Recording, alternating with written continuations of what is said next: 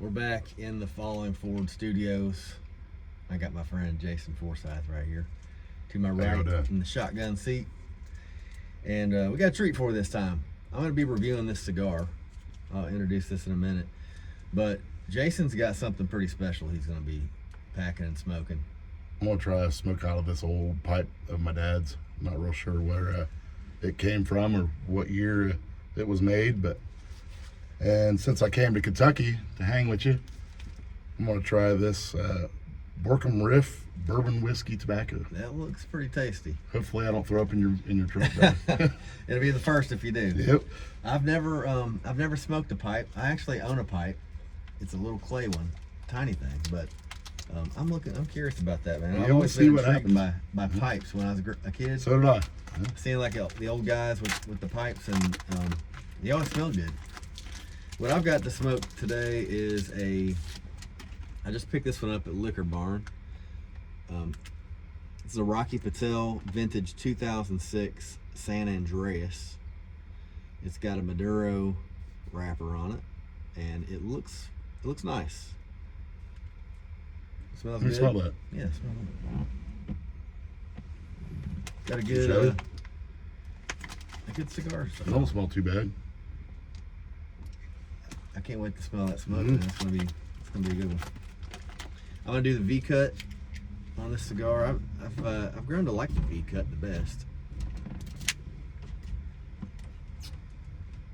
And what I've learned, and I've learned this from Sean Thatcher taught me a bunch of stuff with cigars, but I've been watching a lot of videos too lately about cigar smoking. And one reason why before I'd light it up like this and just breathe it all in and get the thing lit.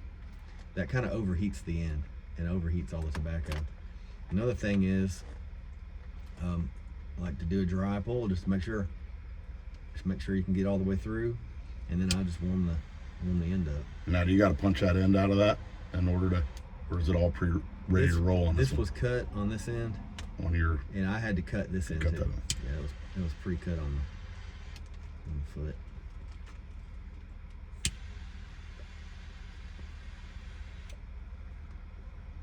I hope if you're watching this, maybe you stumble across this video on YouTube.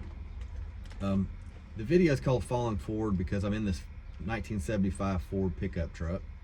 It needs a lot of work, and so this is it's a cigar review, it's interviews, some music stuff, and restoration of this old truck. But also we talk about topics where, you know, when you get to my age, I'm 46. When you get to my age, you've gone through some stuff. You've seen some things that have worked and some things that haven't. And I like talking about both. And hopefully you'll stick with me. Give this thing a listen. And everybody's got a story to tell. And Jason, why don't we start off with like where you're from? Piqua, originally Piqua, Ohio. Now I live in Fletcher. It's a town about the size of your neighborhood. Okay. A couple stoplights, and that's about it. Is it like an agricultural? Pretty much, yeah. Little small place. Let's see what this does.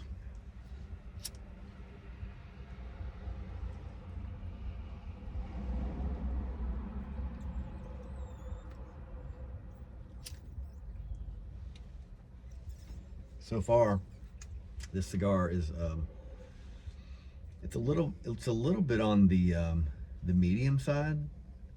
You know, a lot of the cigars that I'll bring on here have a kind of a mild taste in a way. This one's more of a robust kind of I don't know, a traditional kind of cigar kind of feel to it. I have to borrow that torch. Here you go. I've never tried to light a pipe, of course. I got my pipe out in England. I played some shows out there in Stafford, around Stafford, and in London and around there. And I went to this antique shop that was in an old windmill. And in there, I was talking to the guy that owned the shop, and told him I was doing music out there. And I picked out a couple things and went to pay for them. He would not let me pay for anything. He gave you? Yeah. That's so cool. He gave me that old clay pipe. He said it's about 100 years old. Wow. It looks like it's never been smoked out of. possibility of that, I guess. I gotta give my buddy Cooper Roberts a shout out. I'm wearing his hat. Cooper lives out in Colorado, Grand Lake, Colorado, and really great dude. He's on the radio a lot. He does booking out there. Just overall a great dude, and he's booked me a lot of shows out in Colorado. If you ever get out that way, I'd like to. Definitely gotta talk to Cooper Roberts. But this is the radio station he works at, KFFR. So you have. Let's get into your music background. That's how I met you, was through music. Right. You had a band. Maybe you still have the band. Still do. Rusted Reserve. Rusted Reserve. Yeah, still there. One thing that I noticed about you guys early on was when I first started doing music, we became friends on Facebook and probably Instagram too at the same time. But when I said that I wanted to put my debut album out, I did a Kickstarter campaign. You guys donated one of the largest amounts that I got in the whole thing to make it possible. I never forgot that, man. Well, so thank you. We've tried to help out whoever we could, and we pretty much figured out we're never going to be the Stones, so might as well just take what we can gather up and try to help everybody else. Yeah, that's where I'm at too, man. I mean, there's a realistic side that I had to get into. Yeah. And I realized, like, okay, some of the dudes rolling up these days are 17 to 20 years old, and it's like, and we're not that. That's what everybody wants to hear for some reason. But the thing is, man, and I hope that you're in this mindset too, is that one door closes, another one opens. I feel like that the older that I get, the more that I have more to write about that's substantial or substantive. And I feel like my songs that I'm writing these days are way better than anything I could have probably written when I was young. Yeah, oh, for sure, man. I mean, you gain the knowledge of the world around you, and you can write better, I feel. So when did you first start writing songs? I used to write poetry when I was little, never told anyone about it, but I started writing songs about 2001 and just filling up books full of stuff until the guys came around, and I ended up, starting to make proper songs out of them, because I was never really that good at playing the guitar and singing at the same time, so I would just put my 4-track machine down and kind of do it that way. But once I got guys that knew what the hell they were doing, then stuff just flow. Yeah. So cool. It was kind of like the group dynamic brought this extra creativity. Oh yeah. We were writing like 4 or 5 songs a week there at the beginning, because everyone always wanted to do it. Our bass player was in a metal band, and he always did it, but then our drummer was 12 at the time, and he never did it, and the guitar player never did it. So once we got together, dude, it just like a shotgun. Yeah. It just flew. And was your band always called Rusted Reserve, or did you have something else before that? I was in like blues cover bands back in the day, like World Shakers out of Sydney, Ohio. The other guys were in different bands, except the kid, but nothing really original until I got with these guys. Yeah. So if you're stumbling across this on YouTube, make sure you check out Rusted Reserve. All their stuff's out there. They got some great songs, bluesy kind of rock. Got a country-ish album too, though. A country-ish album? Country-ish. Wouldn't say country, but it's got the steel and the fiddle and. Okay. Kind of Americana. Something a little different than what we were doing. Do you know a guy named Chris Lowe? Yeah. Chris Lowe. He's down in Georgia. I met him at Tyler's show in West Virginia, the fish camp. He happened to be camping right next to me. Cool. He does the fish guide stuff down there, and a musician. But when you talked about the blues, like, I figured you guys would know each other, because he put out a blues album just recently. Maybe it's a different Chris Lowe then. This Chris Lowe was in Lexington. I don't know. Maybe I'm thinking the wrong name. Maybe a different dude. Yeah. This guy's in Georgia. Maybe I got the wrong name. I gotta look it up. My phone's right there, so I can't check it out. But I will fact check myself. But right. This guy, he hadn't put out anything in a while, and he was kind of like, he felt like he was spinning his wheels, and so he just decided to record his own like blues album. He learned how to play slide guitar, put it out, and it went to like number 2 on the blues. Yes, it was just like lucky sucker there. Yes, and but we were talking about this a little bit earlier about how, you know, when you start to get older and, you know, the music scene can kind of wear you out a little bit. Mm-hmm. It feels like, especially these days where you have to be on social media all the time, posting some new content. Yes, sir. It wears you down, and it's like, but you never know what the next thing could be that, you know, maybe driven from a place of like, I don't know quite what to do, so I'm not going to do anything. And then I'm going to write about that, and I'm just going to do some crazy little project on the side and see where it happens. And that may be the thing that you're supposed to do. Maybe. We've kind of hit a wall here recently. I don't know. My guitar player Jason Rhodes does a lot of the booking and all that, and it seems like it's wearing him down, because, you know, no one wants to compensate you. Yeah. No one wants to pay anything, which I don't really blame them. Everything's hard for everybody, but yeah, it's finding shows that are worth spending 6 hours of time to go do. Yeah. 6 hours for 4 guys, paying a sound man. I just think it's wearing them down, and I don't know. It's hard to even break it even sometimes. Well, it's in the hole about every time. Yeah. Which makes it tough to, you know, you record an album somewhere, it's going to cost you $4 or $5 grand to get you a proper album put out. So it's tough. Yeah, it's not a money-making venture. Absolutely not. All. It's like I found a place of peace for myself with it. The fact that, like, okay, it's not about the money. It really isn't. For me, it's more a therapy kind of thing, writing music and performing. And if I get too caught up in trying to make a bunch of money on something, or hopefully people like my stuff enough to make something happen, to tell somebody about it, at least, you know. Yes, it gets frustrating, but yep. I know every single artist deals with that. And then all of a sudden you Definitely see, do.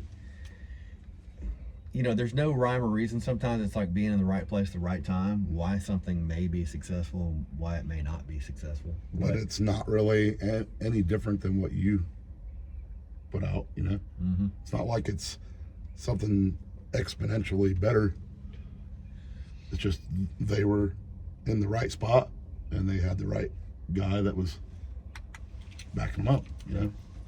And I think too, what's happening in the music scene in Kentucky, for example, and I'm sure it's like this in a lot of other places. We have there's a boom. Somebody makes a huge wave, and in our case around here, we've had several people make huge waves. So then all of a sudden you have the attention of the entire music community around the country, and sometimes even the world. Now all of a sudden you get people moving in simply to make money. Just to get in that. Simply to make money. Just to get on that wave, man. And it becomes a corporation. And when that happens, I don't know. I think it waters it down. Things start to shift a little bit. Yeah. And it's not so much about the stories that are being told, right, and the lives that are being represented. It's more about, oh, you got to like this guy. He's going to make us a shit ton of money. Mm-hmm. And it takes the real out of it. It can. Yeah. It can. And it's still fun and entertaining to go to the shows. Yeah, and it is. But what happens is it leaves a lot of musicians and other artists on the side thinking that, like, okay, did I miss my wave? Did I wait too long? We start second guessing ourselves. Then you start changing what you're doing from what's in your heart and what would normally come out. You'll change to try to match what is working for someone else. Shouldn't do that, you know? Not at all. Shouldn't do that. I think there's a time when it's, as an artist, you want to change, and you see, like, even in the, artists that paint pictures throughout time periods in their life, their art style changes because of the mood they're in or the experiences they're having. And as a songwriter too, you'll have moments where you're writing about something sad, and you're about to write something like nonsensical that's like fun and upbeat, just because you're in a better mood. So I understand, like, switching gears, but what are do you have any kind of maybe personal things, like rituals maybe, or self-help kind of things that can help an artist in that situation when they start overthinking things and trying to get past that, like, woe is me kind of phase? Because I can't even say that I'm not currently in one. You know what I mean? Because it's hard as an artist to, like, maintain that. So what's some, like, advice that you could give to an up and coming artist to try to avoid or to deal with those kind of situations? Quiet time, man. Get up early. There's nothing better than getting up at 5 o'clock in the morning in the dark, outside, listening to everything going on. It could clear your head, if you get into a funk, which I think that I might be in a funk right now. So I have to take my own advice. I'm there, man. Besides that, I don't know. That's always seemed to work for me.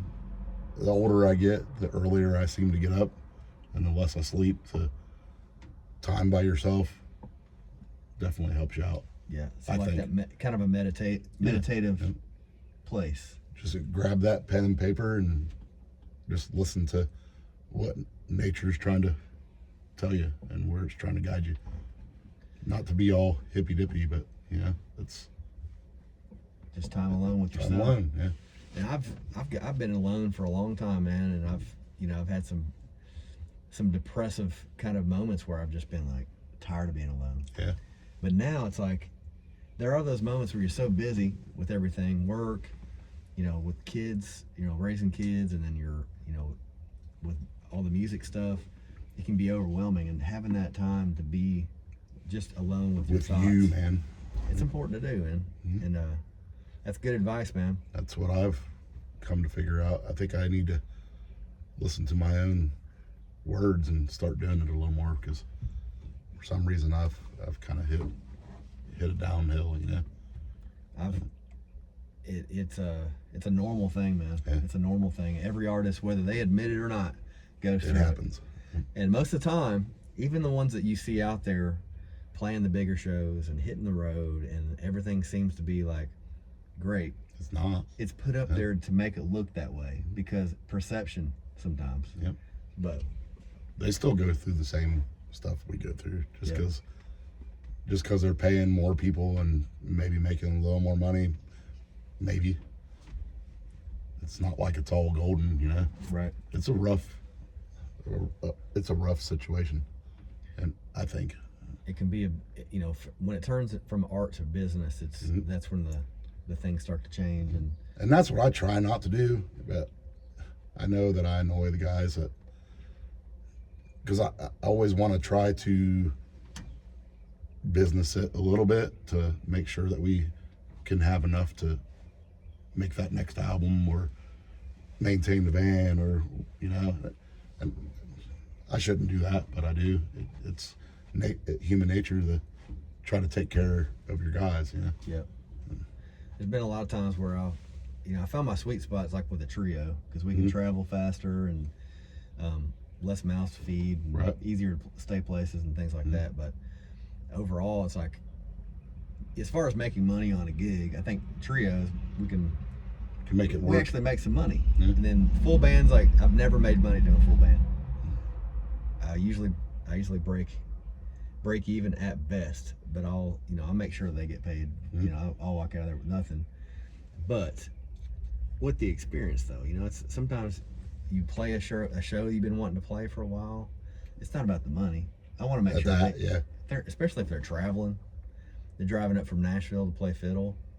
I want to make sure they are taken care of, and that kind of thing. 'Cause especially if I get a show around here, somebody else is traveling, I make sure they're taken care of. But when you, I don't know. It's like there is a point where venues too, we can all do a little bit better. Yes. We can all do a little bit better. Venues can do better at promoting.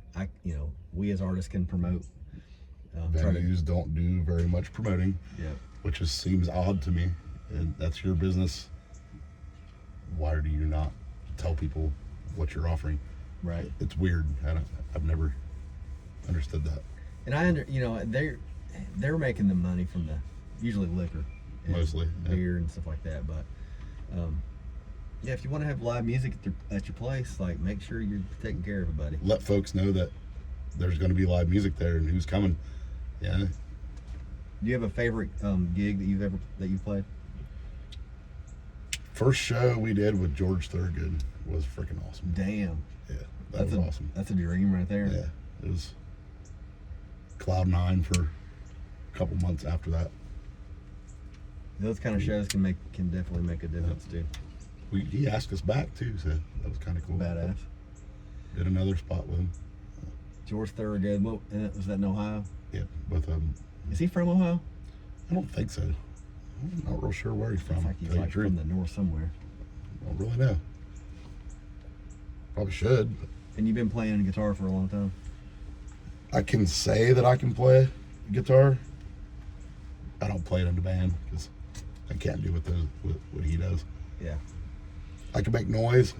I know where to go, but I think it's maybe more nerves that won't allow me to get up there with a guitar with Jason because he's been doing it since he was 17.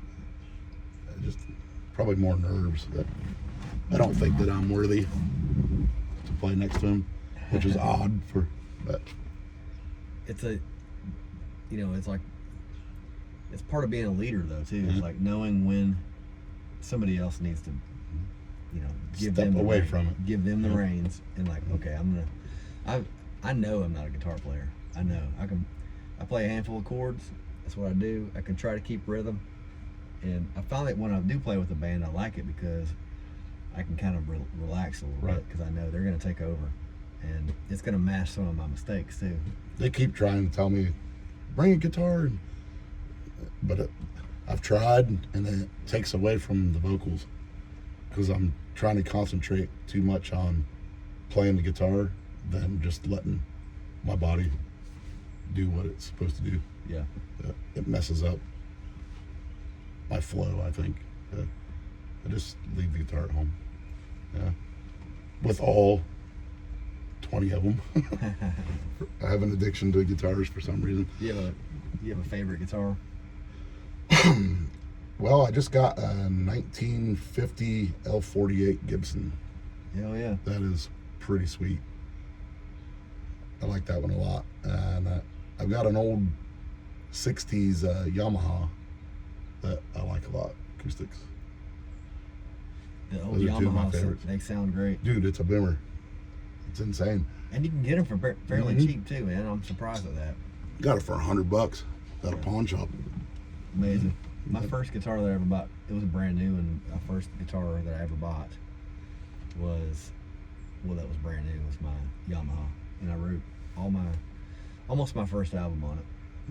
But I wrote all my tunes back in early 2000s on a borrowed guitar. I didn't have one.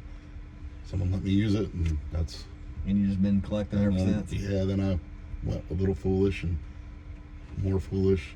Older I get, more money I accumulate, more crap that I buy. Yeah. A lot of people could understand that, I think. I think my current addiction is this truck. Yeah. Like I've been buying stuff, things to fix it up a little bit here and there. I bought a new foam seat. I'm gonna do the interior, but before I do the interior, I got to do the weather stripping all the way around so it doesn't leak into it. Gotta fix it all. So it's just one thing leads to another, but it's fun. It's exciting to just have like this project that could take 5-10 years. Might take 20. It could. Who knows? It could. And I'll pass it down to one of my kids and they'll sell it. Yeah. That's some crap right there, isn't it? But I love these old trucks, man. That's my grandpa always drove old Fords, and most of my family always drove the old Ford. My dad had Love 'em. had a '59, and I was kind of hoping when I picked this thing up it would smell the same inside, and I don't know what it is about that era of Ford, but the interior all smells the same. Yep. And that smell will take me right back every time. And my grandpa had a 69 100, I think. And that thing, I love that truck. It didn't have much body left to it by the time it was all said and done, but that thing, you could get in and drive to freaking Tennessee. You might lose half your bed on your way there. Yeah, this thing, I can relate to that, man. There's nothing left of that bed. That's not too bad, actually. Well, there's a board down there underneath that rubber pad. Up. It's completely rusted through, and to the point where it's rusted part of the frame in the back, which I've got to What year is this? This is a 75. I have a cousin that has a late 70s that is just sitting in the back of his property. Well, if he's got Let me talk to him. a decent bed on it, I'll be able to help you out. Otherwise, I'm going to take this one off. They make all new metal for these beds, but it's like by the time you buy it all, it's like almost $3,000. But for this truck, I think it would be good for it. It'd be worth it Overall, you know. And the cab needs a lot of work. The cab corners need to be replaced. Everything else, the engine's solid. What's it got in it? It's got a 390. Ooh, damn. 390, which I could buy another one somewhere else and swap it out for $400 or $500, because they're so plentiful. But this has been a good project, man.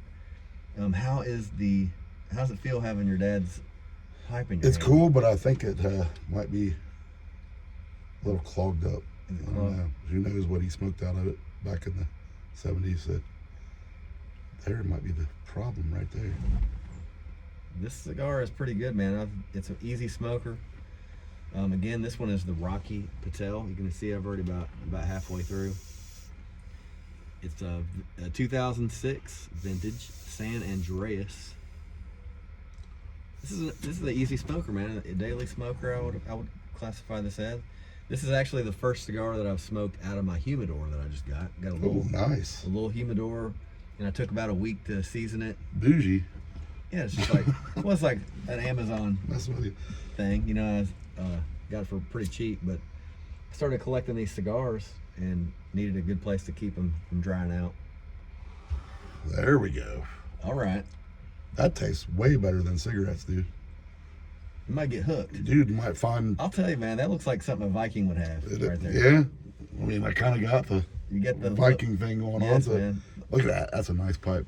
Check that out. Anybody in the comment about what you think that is or where it came from and what the years might be.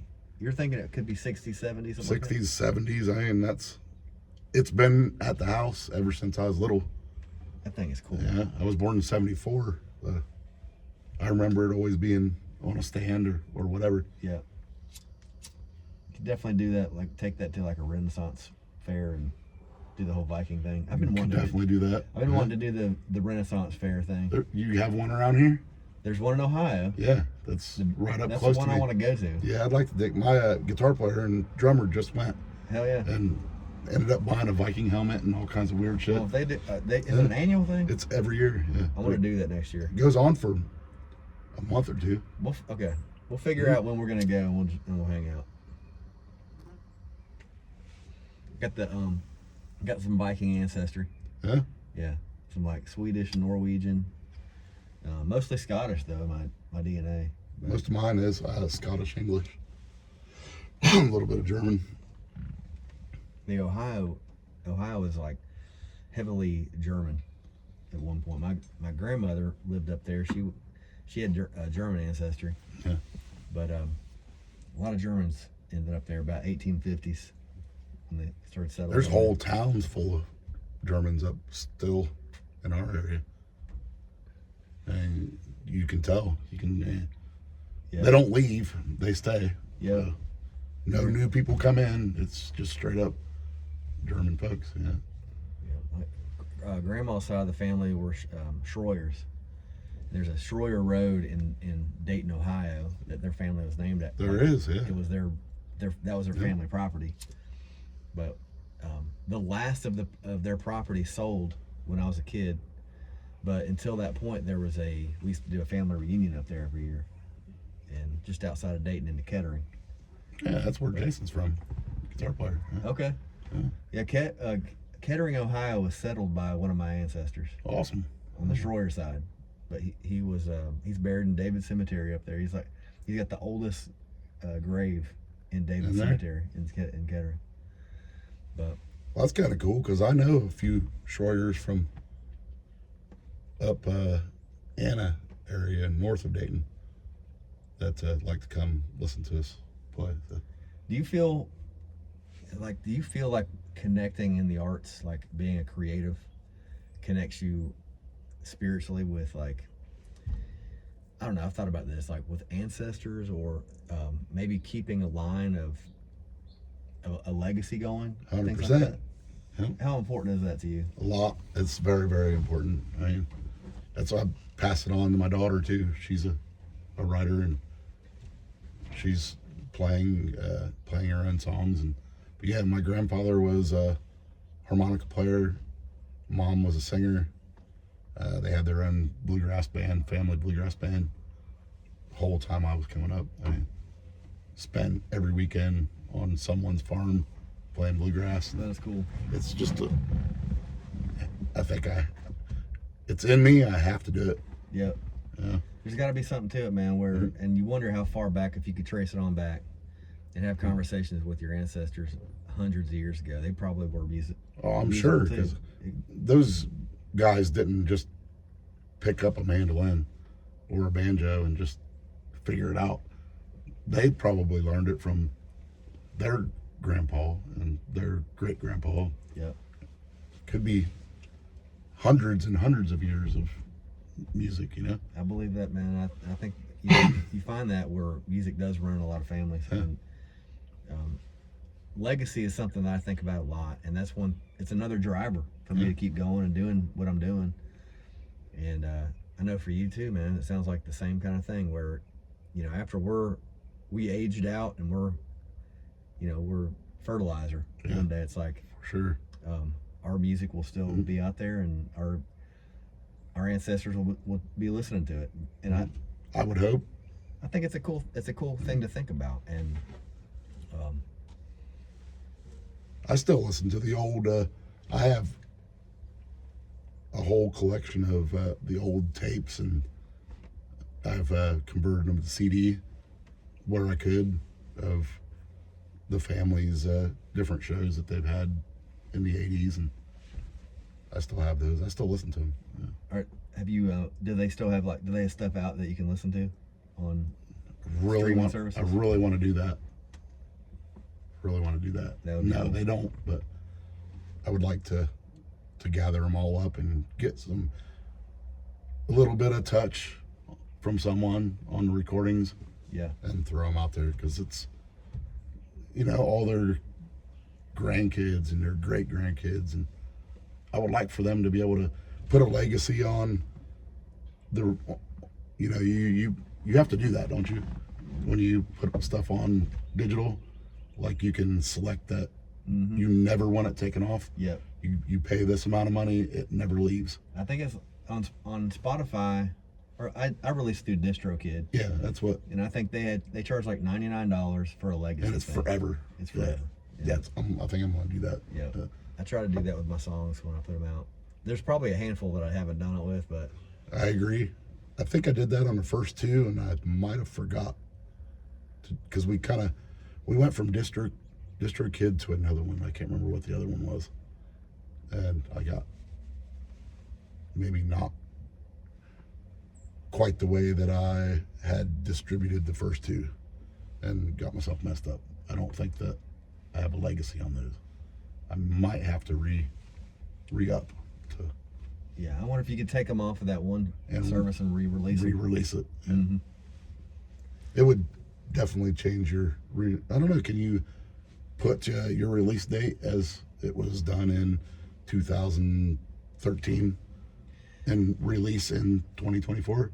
Can you do that? I don't know. I think you can. I think you can. It would be interesting, man. It's like something I hadn't thought about. If you had some old stuff that was out there, you might be able to release it as like a remastered version or something. Right. Yeah. And change the artwork on it, update it however you want to. Maybe throw a new song in there and release it as a brand new album. Mm-hmm. I don't know if that's possible. Maybe any experts out there can help us out with that. But I'm still learning. Me too. I'm still learning, and I don't think that'll ever go away. Hopefully it doesn't. Hopefully not. But man, it's been nice chatting it up with you, and been a few years since I've seen you, man. it's been a while, man. 2020, I think, is when I came down and saw you and Marty play. Man, that's been. I think it was 2020 or I was playing some songs or 2021. In 2020, I was still playing. It was that the little spot there. Damn, what town was that? Irvine? They had a little. Was it the place across from? Richardson? Was it Richardson? That? Yeah, LG. Yeah. Yeah. Was it Marty Brooks? Yeah. Yeah, me and Marty Brooks. Mm. I was a fill-in for that show at the very last minute. Well, that worked out. It did, because I wanted to play that show originally. I was on my way to Nashville and saw that you guys were doing that. Yeah, that was fun, man. Detour. And that's the first time I met Sean Thatcher. Yeah. A lot of people showed up at that show. There were a lot of people there. Music City. It was River City. Yeah, that's right. River City Music. That is right. Yeah. Yeah. And now, Mhm. the radio station's down there now. WSKV, Pickup Country, is on that street now. And I think a place called Holler or something like that is over there now in that same building. Mm. But yeah, they put on shows over there too, singer-songwriter shows. They bring people out, and I haven't been out there yet. Isn't there a place right across the street that does? The Steam Engine. Yeah, they Yeah. do a lot of. I Yeah, think that's Arlo, of course, probably Tyler, but I know Arlo played in there a few times. That was when I got to open up a show for Arlo at that venue, and it was like, for me personally, it was a game changer, because I was like, damn, like this, it felt like the real deal. You know what I mean? But those kind of shows, you talked about playing the show with George Thorogood. Those kind of shows. You did are one like, with 38 Special too. That was pretty that's sweet. badass, man. Yeah, that was real sweet. I know there's not very many of the guys from the original band in that, but it's just the thinking of this is freaking 38 Special. Yeah. And I get to go up there and scream out my nonsense before they go up. You know, it was just cool. When you get, the potential of, like, creating new fans in those situations are great. And then we definitely did. Our numbers boosted quite a bit. People started to come. Quite a few more shows. Yeah. So what are, like, in conclusion, what's kind of like the next phase for you? What are kind of your hopes and dreams, and some things you want to have to do in the future? Buy a mountain? Is that Buy a mountain. outrageous? I want to buy some land too. I want to man. buy a mountain, dude. I've been trying to talk my wife into. I tried to talk her into it a few years ago when stuff was still cheap, and now it's a little outrageous. But you can buy a mountain in Mount Vernon for pretty cheap. these yeah, days. probably You so. got to Yeah. put the roads in. You got to put the utilities in and all that. So Well, I'd like to live off the grid, so I don't need a big old house. Like the shed, like what's right across the street over here. I'm to that point now too. I've always wanted to build my own cabin, and one room with a loft. That's all I need, with a big wraparound porch. It's solar panel on the roof, and hopefully running water. They'll probably have Hopefully, if you can find a mountain with a spring with on a it. pump, just pump that stuff. That appeals to me, man. Like Yeah. getting back to the roots, man. I think that the noise of this world in general Messes so- your brain up, dude. it is so maddening right now that a lot of people want to get out.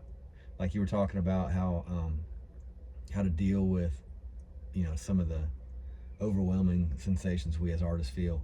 Just waking up early and finding that peace and that calm and that, like, quiet. It's a start of it. Yep. If you can keep it going, it helps. Yeah. Yep.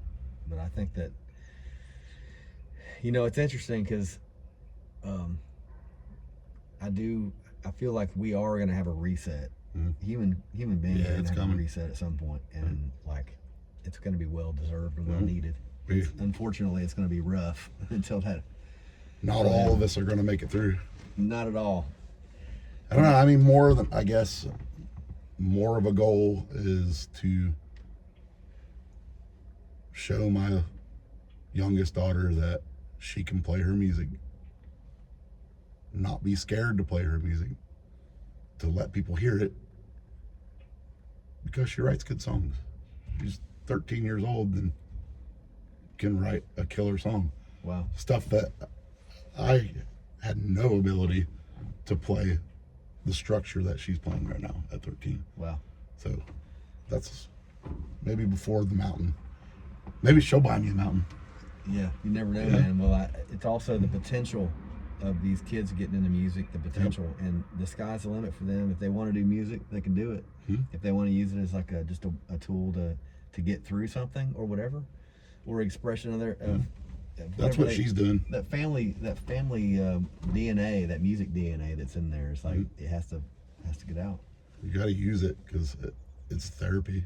Yeah, that's what we tried to do. She was in a funk with her first 13-year-old love. You know, they broke up. It was like pen and paper. Yep.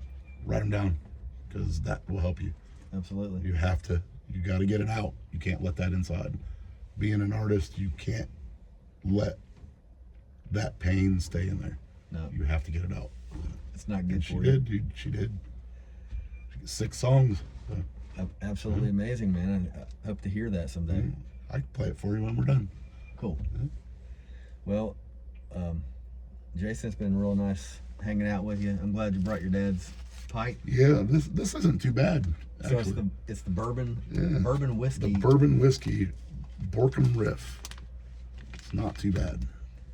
Pipe tobacco. Not really a pipe guy, but I might be. I might fire my pipe up next Yeah. time. See what made to leave me some of that I will tobacco. definitely do that. Well, we're gonna end it there. Hopefully, you all listening will subscribe, check out the other videos, the other interviews, and if you want to leave some comments about any questions or answers that we ask you guys like along the way, just leave those in the comments. But this has been Falling Forward, and check out Rusted Reserve on all the streaming platforms. And I'm Lance Rogers, your host. Check him out too. He's got some good stuff out there. And y'all be good to each other. Thank you.